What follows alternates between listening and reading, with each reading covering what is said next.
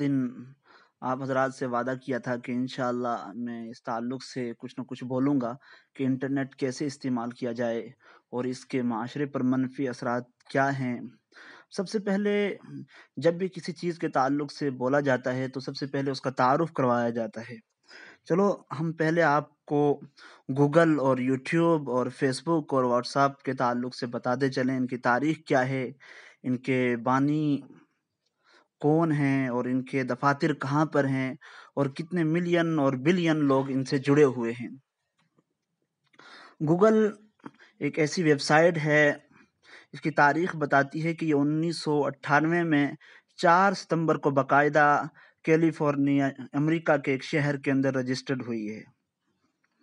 ویسے انٹرنیٹ 1991 اور 92 میں عمومی طور پر عوام کے حوالے کر دیا گیا تھا، اور جو تحقیقات ہیں جو امریکن یونیورسٹیوں نے اس کے اوپر جو سرچ کیا ہے وہ 1971 72 75 اور 80 کے بعد زیادہ پیش رفت ہوئی ہے، اور تقریباً 1974 میں موبائل بھی لانچ ہو چکا تھا۔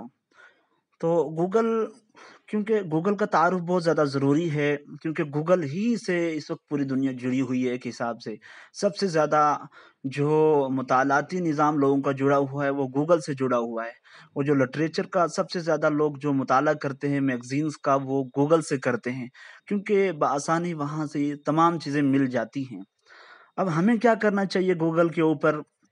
ہمیں یہ کرنا چاہیے کہ اللہ نے ایک گلوبل ولیج بنا دیا ہے پوری دنیا کو۔